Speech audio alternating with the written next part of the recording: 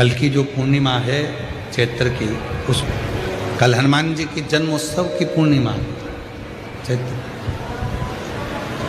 संपूर्ण देशवासियों को, संपूर्ण सनातनियों को श्री हनुमान जी महाराज के प्रागट्य की बहुत बहुत बधाई हो। शिव जी का अंश स्वरूप भगवान श्री हनुमान जी महाराज प्रकट हुए कल। पर संसार में ना जाने कितनी माताएं, कितनी नारियां हैं, उनका गर्भ नहीं है, उनके गर्भ से संतान नहीं, उनके गर्भस्थता नहीं। तब कहा मैं चैत्र आज वर देता हूं, शिव की आज्ञा का मैं अनुमोदन करने वाला, शिव को भजने वाला, शंकर की स्तुति करने वाला, और जिस आनंद ने ये सारी लीला सुनाई है उसकी साक्षीकरण कर कर मैं वचन देता हूं, यदि कोई नारी, कोई स्त्री श्वेत अक्षत, श्वेत पुष्प चैत्र पूर्णिमा के दिन शिव को समर्पित करती है, उसके गर्भ से संतान जरूर होती है। वो बिना संतान के रह नहीं सकती, उसको संतान की प्राप्ति जरूर। और साधुता है पूरे आरण्य वासियों को कि वो चैत्र की पूर्णिमा, यदि आप लोग नेट पर सर्च करेंगे, गूगल पर सर्च करेंगे तो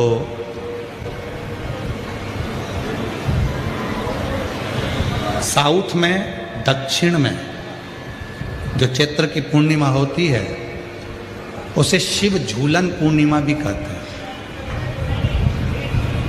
दक्षिण में कल भगवान शंकर को झूले में शिवलिंग को रखकर झुलाया जाता है। कल की जो पूर्णिमा है चैत्र की, उसको शिव झूलन पूर्णिमा भी कहते हैं दक्षिण। कल हनुमान जी की जन्मोत्सव की पूर्णिमा चैत्र। संपूर्ण देशवासियों को, संपूर्ण सनातनियों को श्री हनुमान जी महाराज के प्रागट्य की बहुत बहुत बधाई हो। शिव जी का अंश स्वरूप भगवान श्री हनुमान जी महाराज प्रकट हुए कल चैत्र। जैसे बैसाख और ज्येष्ठ 2 महीने ऐसे होते हैं जिन 2 महीने के किसी भी 2 प्रदोष पर यदि अनार का पुष्प शंकर भगवान को समर्पित करा जाता है, भगवान शिव जी को अगर अनार का पुष्प समर्पित करा जाता है तो संपदा की कमी नहीं होती, कभी वैभव की कमी नहीं होती। केवल 2 महीना ऐसा होता है, एक होता है बैसाख का महीना, एक होता है ज्येष्ठ का महीना। ये 2 महीने में कभी भी कोई सी भी 2 प्रदोष, किसी भी 2 प्रदोष को ले लो और उसमें अनार का फूल, जो अनार का फल लगता है उसमें फूल भी लगता है, अनार का यदि पुष्प, एक ही पुष्प यदि शंकर के शिवलिंग को समर्पित करा जाए तो कभी, हम तो यहाँ तक कहेंगे कि कोई बहुत छोटे से छोटा व्यक्ति है, भले हाथ गाड़ी चला रहा है, ठेला गाड़ी चला रहा है, रिक्शा चला रहा है, उसके पास धन नहीं है, बहुत कमज़ोर है, पैसा नहीं है, बहुत तकलीफ में है, बहुत दुखी है, तो हम तो उससे कहेंगे कि या तो बैसाख के महीने में या ज्येष्ठ के महीने में कोई भी 2 प्रदोष को अनार का पुष्प यदि वो समर्पित कर देता है तो निश्चित है उसके घर में वैभव संपदा बढ़ना प्रारंभ हो जाती है, कार्य में उन्नति होती है। और पूर्णिमा उठाने का भी समय होता है। चैत्र के महीने की जो पूर्णिमा होती है, चैत्री पूर्णिमा पहली पूर्णिमा मानी जाती है, इसलिए चैत्री पूर्णिमा को सिद्ध पूर्णिमा कहते, कार्य सिद्धात्री पूर्णिमा कहते, सिद्ध करने वाले। मनोरथी पूर्णिमा कहते हैं, मनोरथी पूर्णिमा। इसलिए पूर्णिमा का व्रत कहां से उठाया जाता है? चैत्र के महीने की पूर्णिमा से पूर्णिमा का व्रत उठाया जाता है कि मैं महीने की पूर्णिमा करूंगी तो वो चैत्र पूर्णिमा से उसको उठा लिया जाता है। पर उसका एक नियम रहता है, आप फलाहार करें अपनी जगह पर है, पर एक समय भोजन कर रहे हैं वो अपनी जगह पर, भोजन के साथ में मीठे के साथ थोड़ा दूध की सामग्री होना जरूरी होती है। और क्यों करते हैं पूर्णिमा का व्रत, किस लिए किया जाता है, क्यों करा जाता है, उसका व्याख्यान वर्णन शिव महापुराण के अंतर्गत स्कंद पुराण में लिखा गया। स्कंद पुराण में वर्णन किया है श्री वेद व्यास जी महाराज ने कहा ये पूर्णिमा का व्रत इसलिए किया जाता है कि व्यक्ति का जब मन गलत भ्रम में जाने लगता है, मन जब गलत जगह पर जाने लगता है, तो ये मन को गलत जगह पर ले जाने वाला कौन होता है? तो कहा ये चंद्र होता है।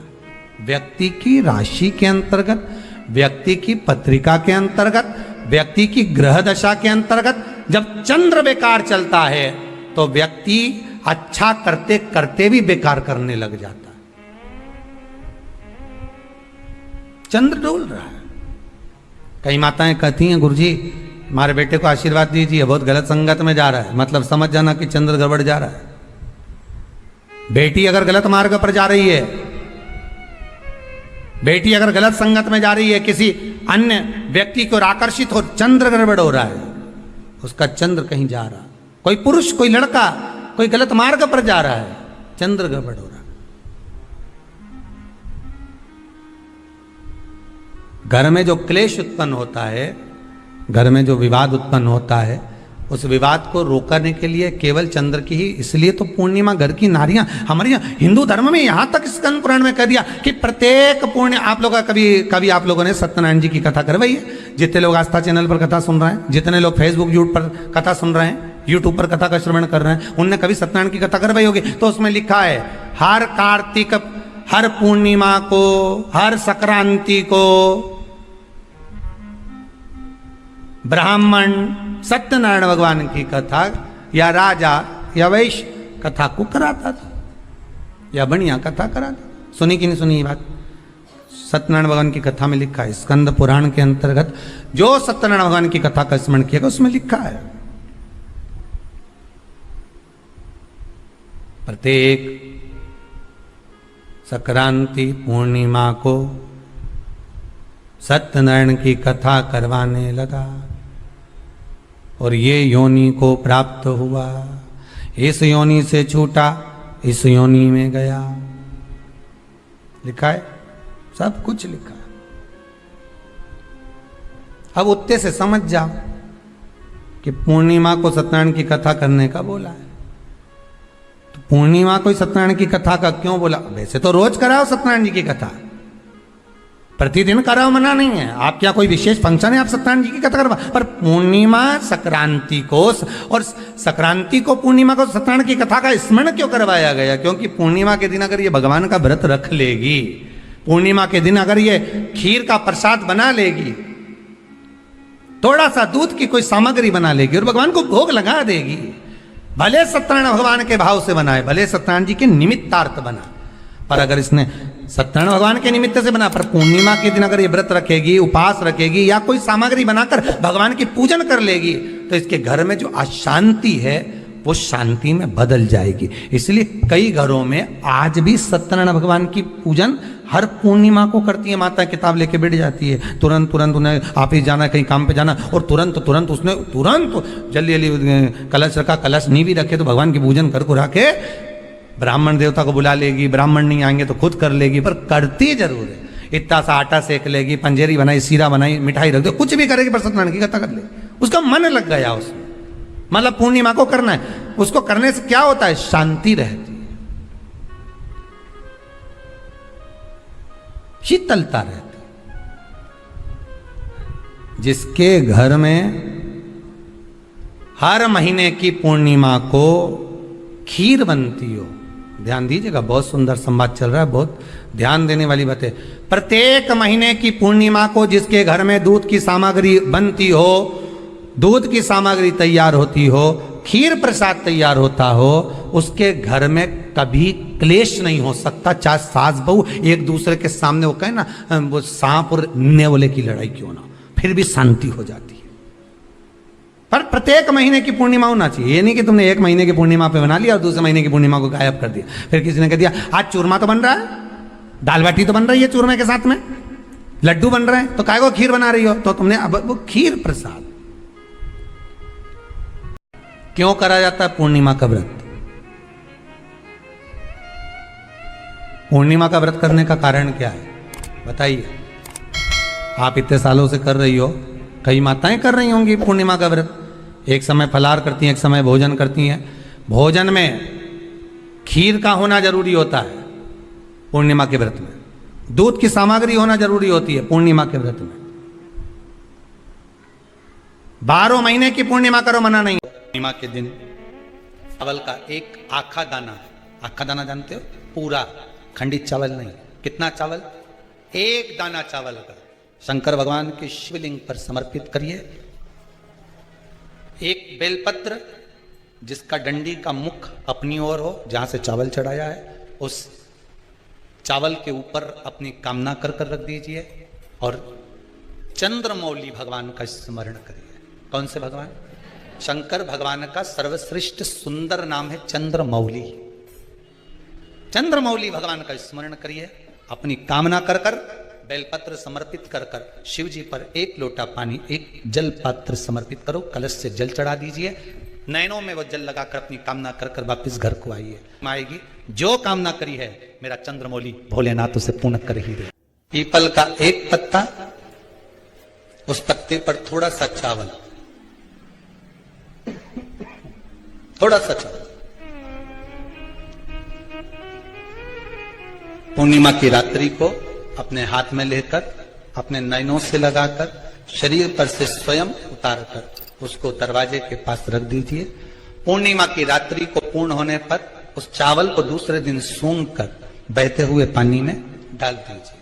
महाराज कितने भी रोग से ग्रसित हो गए, पीपल का एक पत्ता 52,000 ब्राह्मण की साक्षी कराता है। महाराज बहुत ध्यान देना, पीपल के वृक्ष में स्वयं नारायण का, मेरे कृष्ण का वास है।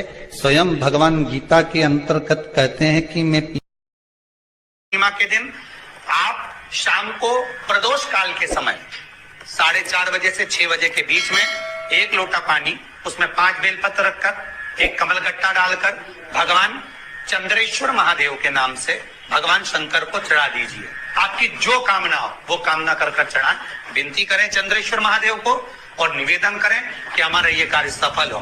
केवल पूर्णिमा के दिन चढ़ाइए, कार्तिक पूर्णिमा तक क्या फल मिलता है? तो कहाँ जाते हो दिया दान करने के लिए? बोलो जम के बोलो। घाट पर जाते हो, नदी में नहीं। गंगा यमुना के घाट पर दीपदान। लोग पूछते कहां गई थी? मैं गंगा के घाट पे दीपदान करूंगा। तो घाट पर करो, जल में नहीं। और ऐसी कई जगह होती है जहां तुमने दिया नहीं दिया। गंगा जी के घाट पे गई, बत्ती का डब्बा ले गई, नहाने गई थी। अब गंगा के घाट पे तू कौन सा दिया रख के आई थी पहले जिंदगी में, बता? और दूसरे के पड़े पड़ाए दिए में और तुमने दीप लगा दिया। कितना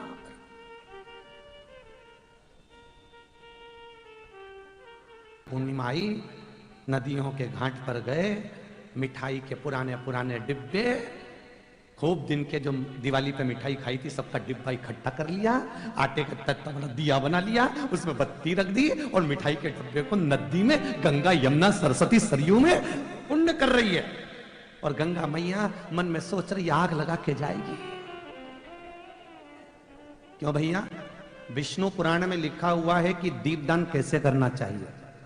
अगर पढ़ना है तो विष्णु पुराण में स्पष्ट किया गया कि दीपदान कैसे करना चाहिए। स्कंद पुराण में कहा, नर्मदा पुराण में, अग्नि पुराण में, पद्म पुराण में, भागवत पुराण में, शिव पुराण में दीपदान का महत्व बताया कि दीपदान कैसे करना चाहिए। कि दिए आप लगाओ पर कचरे के डब्बे में नहीं जो खाली हो चुका है। दीप लगाओ।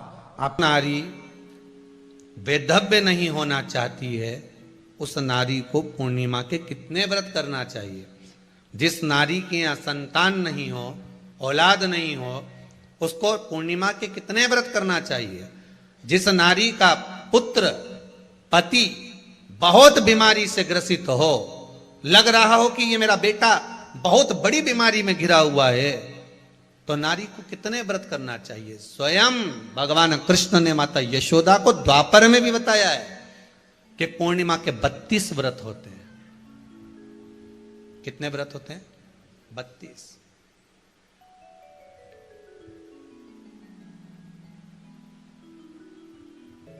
कि नारी वेधव्य होकर ना मरे।